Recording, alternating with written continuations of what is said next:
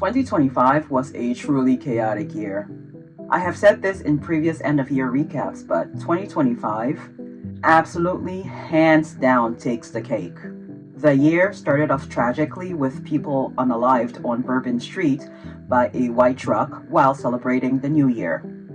The next major event was the Golden Globes and the news of Zendaya and Tom Holland's engagement, which technically happened at the tail end of 2024 but bled into 2025. Former Vice President Harris certified the election results. Former President Jimmy Carter passed, and Obama and 45 were seen chatting it up at the funeral. Michelle was noticeably absent from the funeral, and people made a big deal out of it. The California wildfires claimed the houses of celebrities like Jhené Aiko and Paris Hilton. Justin Bieber unfollowed Usher.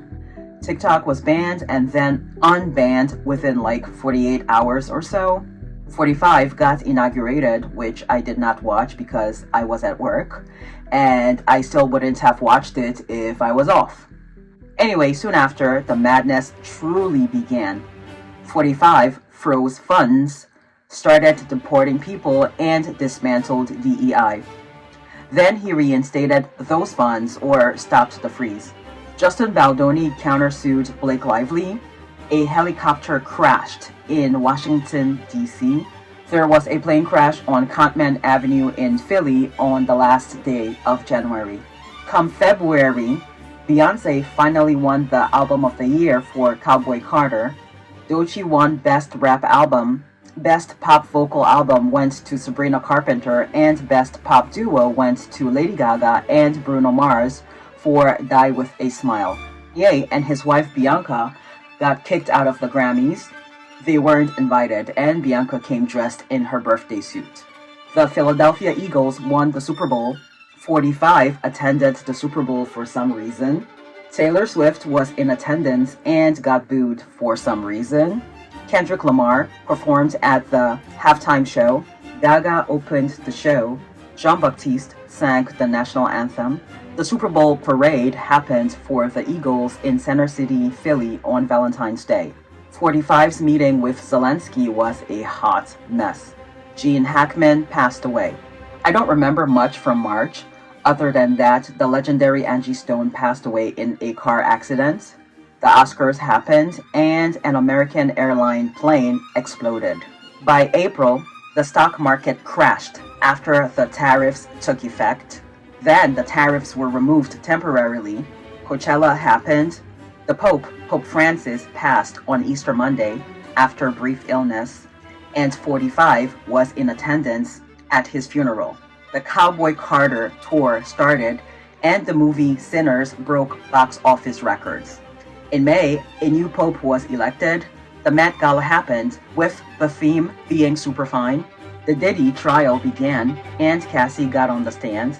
Halle Bailey filed a restraining order against DDG and was granted custody of her son, Halo.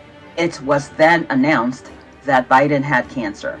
Taylor Swift announced that she had bought back her masters in June. The Wicked trailer finally dropped. We had the first No Kings protest on Flag Day.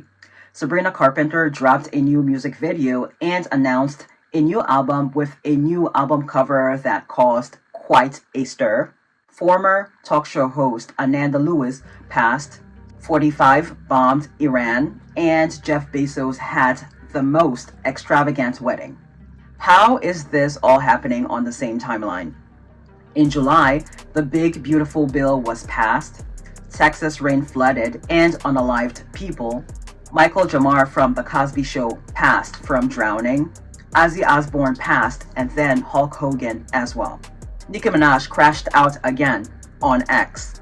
Sydney Sweeney's American Eagle Good Genes ad caused controversy in August. Taylor Swift was a guest on her then boyfriend's podcast and later got engaged and broke the internet. One of my favorite creators who got me through the pandemic, Janae Daly, came back to YouTube after a 2-year hiatus.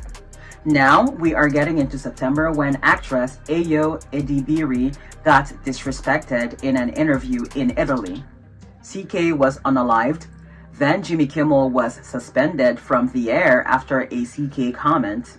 Lots of people canceled their Disney Plus subscription in protest because the only language these corporations understand is money. CK's memorial happened.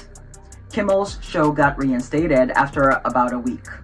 The so-called rapture on the 23rd of September did not happen. Taylor Swift dropped her 12th studio album, The Life of a Showgirl, in October, and it broke all kinds of records and caused a lot of controversy. Actress Diane Keaton passed away, as well as legendary R&B singer D'Angelo. Hurricane Melissa hit Jamaica. Having a boyfriend became embarrassing in November. That is, of course, a reference to that article that went viral. I still haven't read it. Cynthia Erivo defended co-star and friend Ariana when a crazy fan rushed her during the Singapore Wicked premiere. And now we are in December. Rob Reiner was unalived, and 45 made it about himself. Another one of my favorite creators, Evelyn from the internet, started Vlogmas after a 6-month hiatus from the platform.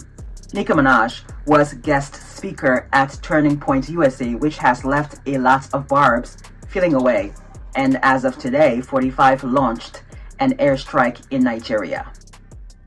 There are, of course, more things that happened, but these are the main ones and the ones that I remember. All I can say is that we are moving into the second half of this decade, and hopefully it's not quite as disrespectful as the first half.